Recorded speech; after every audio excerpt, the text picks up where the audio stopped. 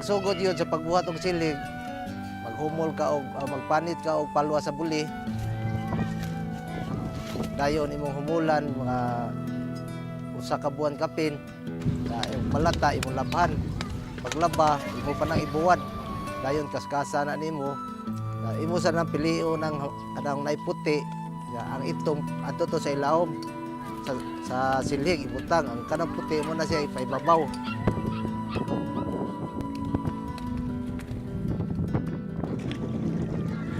One problem that really cannot be kept out from our eyes is yun nga, that visible phenomenon when we look at them submerging half of their body, doing the laba process in that filthy pond water.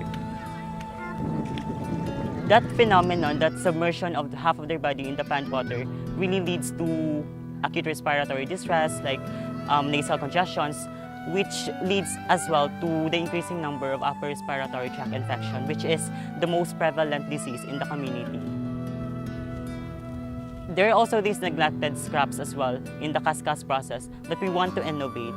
Kasi they just improperly dispose this in the working environment, making as well the working area very filthy.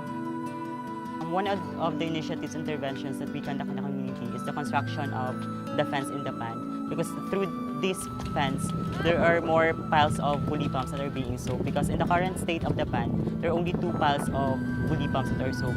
But through the fencing, there are already 3 to 4 bully pumps that are soaked. Therefore, there is more pumps that are going to be washed by the broom makers. At the same time, it would augment their income.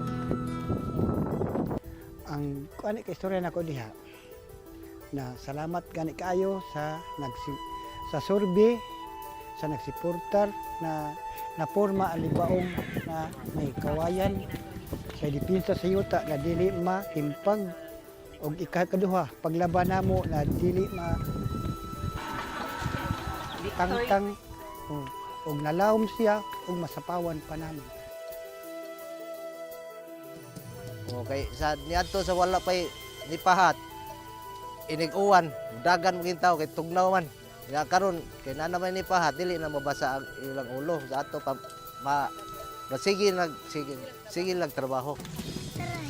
So Unilab Ideas Facility Competition serves as a rain after a long drought because these ideas that we have, marami na eh. We all have the idea, but the problem is we don't have the resources to implement these ideas.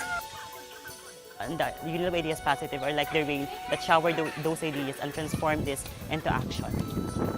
One of the learnings that we've got here is that the world is filled with, isolated communities that needs to be addressed.